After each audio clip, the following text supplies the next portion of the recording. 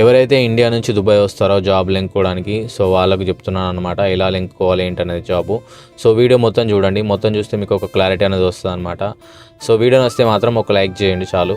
And ఏంటంటే మీరు India నుంచి దుబాయ్ వస్తారు జాబ్ లింక్కోవడానికి, ఇక్కడ జాబ్ ఎలా లింక్కోవాలని చెప్పేసి మీకు కొంచెం డౌట్ ఉంటుంది. సో ఏం చేయాలంటే మీరు ఇక్కడ వచ్చిన తర్వాత ఫస్ట్ ఆఫ్ ఆల్ మీరు ఉండడానికి ఒక బెడ్ స్పేస్ అనేది ఉండాలి, అంటే మీరు పడుకోవడానికి మీరు ఉండడానికి.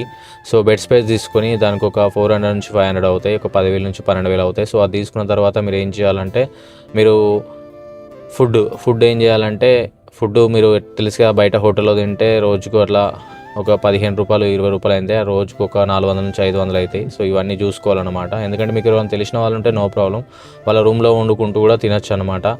సో ఇంతవరకు అయితే ఓకే. అండ్ ఇంకోటి ట్రాన్స్పోర్టేషన్ ఉంటుంది, ఇక్కడ బస్ కార్డ్ అనేది ఉంటుంది. సో బస్ కార్డ్ తీసుకోవాలి. సో బస్ కార్డ్ తీసుకోవాలంటే ఒక 200 నుంచి 300 అవుతాయి, ఇంటి దగ్గర నుంచి ఒక 7,000 8,000 దాకా అవుతాయి. సో ఆ బస్ కార్డ్ తీసుకొని మీరు ఎక్కడికి వెళ్ళాలన్నా ఫ్రీ ట్రాన్స్పోర్ట్ అనమాట, ఇక అది 1 మంత్ వరకు.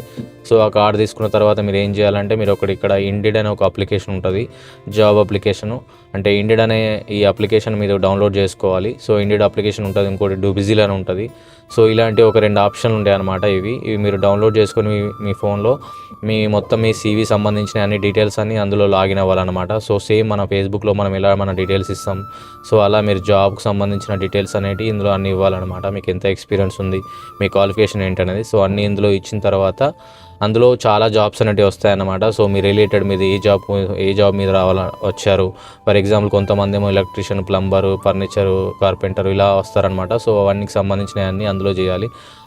అవేవి కాదు నేను హెల్పర్ మీద వచ్చాను, నేను క్లీనర్ మీద వచ్చాను అంటే కూడా చాలా జాబ్స్ ఉంటాయన్నమాట. అవి కూడా అందులో ఉంటాయి. ప్రతిది క్లీనర్ దగ్గర నుంచి పడితే మేనేజర్, సూపర్వైజర్ ఇలా చాలా జాబ్స్ అనేవి అందులో ఉంటాయి, మీరు అప్లై చేసుకోవచ్చు. అండ్ ఇంకోటి ఏంటంటే మీరు ఎక్కడికైనా బై వాక్ అండ్ ఇంటర్వ్యూస్ ఉంటాయి, అందులో కూడా వెళ్ళి కూడా మీరు జాబులు ఎన్నుకోవచ్చు. నేను ఖచ్చితంగా చెప్తున్నాను, మీకు జాబ్ వస్తుందా అంటే ఖచ్చితంగా వస్తుంది. ఒక 15 నుంచి 20 రోజులలో మీకు ఏదో ఒక జాబ్ అయితే ఖచ్చితంగా దొరుకుతుంది. మొత్తానికి దొరకకుండా అయితే ఉండదు. దుబాయ్ అంటే ఎలా అంటే చాలా జాబ్స్ ఉంటాయి, చాలా ఏరియాస్ ఉంటాయి. మీరు ఎక్కడికి వెళ్ళి జాబ్ గురించి లెంకున్నా కానీ మీకు ఎవరో ఒకరు హెల్ప్ చేస్తారు ఖచ్చితంగా ఇక్కడ.